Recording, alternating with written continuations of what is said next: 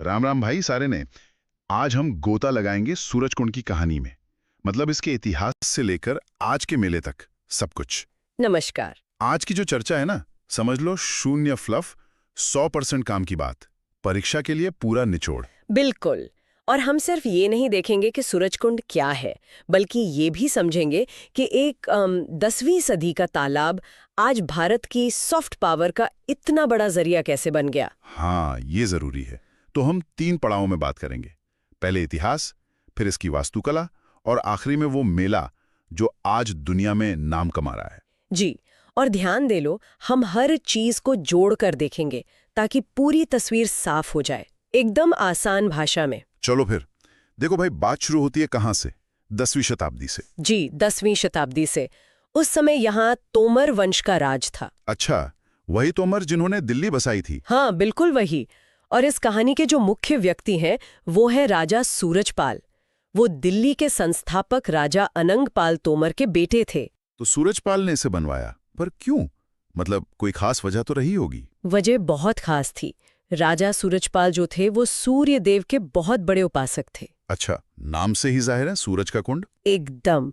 ये कुंड उन्होंने सूर्य देव को श्रद्धांजलि देने के लिए ही बनवाया था। ये तो बड़ी दिलचस्प बात है। पर एक बात और, मैंने सुना है कि बाद में इसकी मरम्मत भी हुई थी। हाँ, ये बहुत जरूरी तथ्य है। सदियों बाद तुगलक वंश के सुल्तान फिरोज शाह तुगलक ने इसका जीर्णोद्धार करवाया। फिरोज शाह तुगलक ने? जी। उसने चूना पत्थर मतलब लाइम मोर्टार से इसकी मरम्मत करवाई, जिससे ये और भी मजबूत हो गया। कमाल है। अब जरा इसकी बनावट पर आते हैं। ये है कहाँ और दिखता कैसा है? तो ये फरीदाबाद में है, अरावली पर्वतमाला की गोद में। और इसकी बनावट बहुत दिलचस्प है। कैसी? इसका आकार उगते सूरज जैसा है, मतलब अर्धवृत्ताकार या कह सकते हैं सेमी सर्कुलर। अच्छा, जैसे कोई स्टेडियम हो। बिल्कुल। सीढ़ियां कुछ इस तरह से बनी है कि ये एक एम्फी थिएटर जैसा लगता है। Amphitheatre? जी। ये एम्फी थिएटर शब्द याद रखना जरूरी है। परीक्षा में अक्सर आकार के बारे में पूछा जाता है। सही बात है।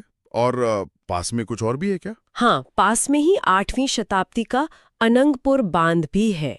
मतलब ये पूरा इलाका उस जमाने में जल संचयन का एक बेहतरीन उदाहरण था। तो भाई वो पुराना तालाब अब एक ऐसे मेले का घर है जिसकी धूम पूरी दुनिया में है। हाँ, और यहीं से कहानी एक नया मोड़ लेती है, एक ऐतिहासिक ढांचे का एक ग्लोबल मंच में बदलना। सूरजकुंड अंतर्राष्ट्रीय शिल्प मेला, पर इतने बड़े मेले को चलाता कौन है?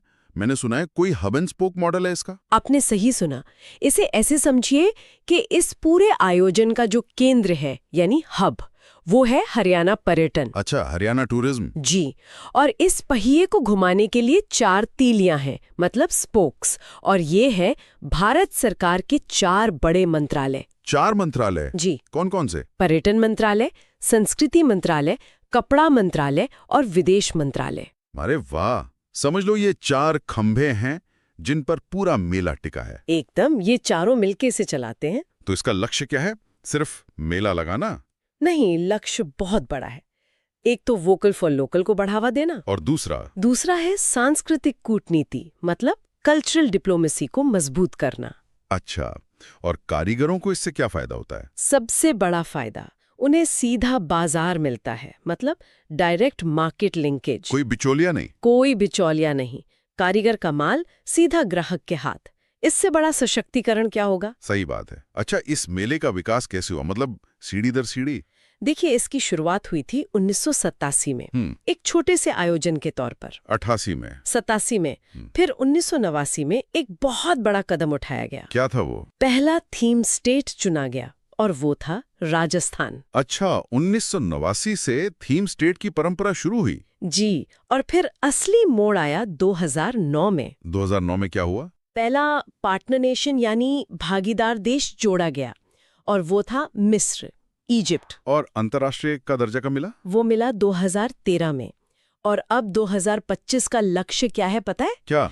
विश्व का सबसे बड़ा शिल्प मेला बनना। एक छोटे से मेले से दुनिया के सबसे बड़े मेले तक का सफर। वे कमाल है भाई। अब आते हैं सबसे जरूरी हिस्से पर, करंट अफेयर्स, मतलब 2025 और 26 के मेले। हाँ, इसका तो सबको इंतजार रहता है। तो 2025 में जो 38वां मेला होगा उसमें क्या खास है? तारीखें हैं 7 फरवरी से 23 फरवरी 2025। ठीक है। और इस बार का थीम स्टेट है उड़ीसा। उड़ीसा मतलब भगवान जगन्नाथ और कोणार्क की झलक दिखेगी। बिल्कुल। और सबसे खास बात, जो मेले का मुख्य द्वार होगा वो ओडिशा के प्रसिद्ध मुक्तेश्वर द्वार की प्रतिकृति होगा। मुक्तेश्वर गेट, ये फैक्ट तो परीक्षा के लिए बहुत जरूरी है। जी हाँ। और पार्टनर नेशन कौन है? इस बार कोई एक देश नहीं बल्कि एक पूरा संगठन है, बिम्स्टेक समूह। अरे वाह, बिम्स्टेक, ये तो एक बहुत बड़ा कूटनीतिक कदम है। बिल्कुल, ये भारत की पड़ोसी पहले और एक्ट ईस्ट नीति को मजबूती देता है। अब 2026 की भी एक झलक दे दो।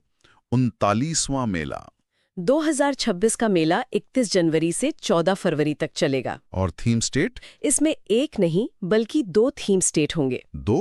कौन कौन? उत्तर प्रदेश और मेघालय। क्या बात है, एक तरफ गंगा जमुना की तहजीब, दूसरी तरफ बादलों के घर की संस्कृति। जी। और पार्टनर नेशन भी बहुत खास है। कौन? मिस्र। जो पहला पार्टनर देश था वो 2026 में फिर से लौट रहा है। घर वापसी हो रही है। हाँ, लेकिन 2026 का सबसे बड़ा आकर्षण होगा यूपी का ओडीओपी। ओडीयूपी मतलब एक जिला एक उत्पाद। बिल्कुल। अब 2026 में यूपी का जलवा देखने को मिलेगा, हर जिले की अपनी एक खास पहचान के साथ। जी, इस ओडीओपी का उद्देश्य ही है शिल्पकारों का आर्थिक सशक्तिकरण। कुछ उदाहरण दे सकती हैं? मतलब क्या क्या देखने को मिलेगा? जरूर। जैसे फिरोजाबाद का कांच का सामान, कन्नौज का इत्र। हाँ, इत्र तो बहुत मशहूर है। और भदोही का कालीन, आजमगढ़ की ब्लैक पॉटरी। Black pottery. जी, और वाराणसी की जरदोजी। हर जिले की अपनी एक कला। अब अगर हम मेले के गहरे महत्व को समझना चाहें तो उसे एक वेन डायग्राम की तरह देख सकते हैं। अच्छा, समझाइए जरा। इसके 3 बड़े पहलू हैं। पहला, अर्थव्यवस्था। ये ग्रामीण अर्थव्यवस्था और समावेशी विकास को बढ़ावा देता है। ठीक है, इकोनॉमी। दूसरा है संरक्षण, मतलब प्रेजर्वेशन। ये उन कलाओं को बचाता है जो लुप्त हो रही हैं, जिन्हें लैंग्विशिंग क्राफ्ट्स कहते हैं। सही बात है, मशीनी युग में जो कलाएं दम तोड़ रही हैं उन्हें ये मेला नई सांसें देता है। बिल्कुल। और तीसरा और सबसे महत्वपूर्ण पहलू है सॉफ्ट पावर। Soft power. जी, ये ब्रांड इंडिया को मजबूत करता है और सांस्कृतिक कूटनीति का एक बहुत बड़ा जरिया है। अब कुछ छोटी मोटी मगर काम की बातें जान लो। हाँ, क्विक फैक्ट्स। सबसे नजदीकी मेट्रो कौन सा है? Badarpur metro station, violet line पर। और मेले के अंदर जो मेन स्टेज होता है उसे क्या कहते हैं? इसे कहते हैं चौपाल। वहीं पर सारे लाइव प्रदर्शन होते हैं। एक अपना घर भी तो होता है। जी हाँ, जो भी थीम स्टेट होता है वो अपना एक पारंपरिक ग्रामीण घर बनाता है, उसे अपना घर कहते हैं। और टिकट? टिकट के लिए बुक माई शो है ऑनलाइन, और समय है सुबह 10:30 से रात 8:30 बजे तक। अब देखो भाई, इतना सब याद रखने का एक देसी जुगाड़ भी तो होना चाहिए। हाँ बिल्कुल, निमोनिक्स बहुत काम आते हैं। तो बताइए क्या जुगाड़ है? तो आयोजक मंत्रालयों के लिए एक शब्द याद रखिए, CT8। CT8? हाँ, C से कल्चर, T से टूरिज्म, E से एक्सटर्नल अफेयर्स और T से textiles. CT8, culture, tourism, external affairs, textiles. ये तो आसान है। अब पार्टनर नेशन के लिए, उसके लिए याद रखिए BE। BE? जी, B से बिम्स्टेक 25 के लिए। हाँ। और E से इजिप्ट 26 के लिए। BE, ठीक है। और थीम स्टेट्स? उसके लिए है OUM। O से उड़ीसा 25 के लिए और UM से उत्तर प्रदेश और मेघालय 26 के लिए। CT8, BO, UM। बस हो गई मुख्य बातें याद। तो भाई हमने देखा कि कैसे राजा सूरजपाल का बनवाया एक कुंड आज एक अंतर्राष्ट्रीय मंच बन गया है। जी, जो हमारी कला, संस्कृति और अर्थव्यवस्था सबको दुनिया के सामने पेश करता है। इतिहास, भूगोल, कूटनीति और कला सब एक ही जगह आकर मिल जाते हैं सूरज कुंड में। अब बात समझ में आ जानी चाहिए। बिल्कुल। हमने इतिहास की जड़ों से लेकर भविष्य की योजनाओं तक की पूरी तस्वीर देख ली है, लेकिन जाते जाते सुनने वालों के लिए एक विचार जरूर छोड़ना चाहूंगी। बताइए। ये मेला लुप्त होती कलाओं को तो बचाता है, पर एक सवाल ये भी है कि जब कोई कारीगर अपनी सदियों पुरानी कला को अंतर्राष्ट्रीय बाजार में लाता है तो क्या उसे अपनी कला को आधुनिक पसंद के हिसाब से बदलना पड़ता है? ये तो सोचने वाली बात है। और अगर ऐसा होता है तो क्या वो कला अपनी असल पहचान खो देती है? सोचिएगा इस पर।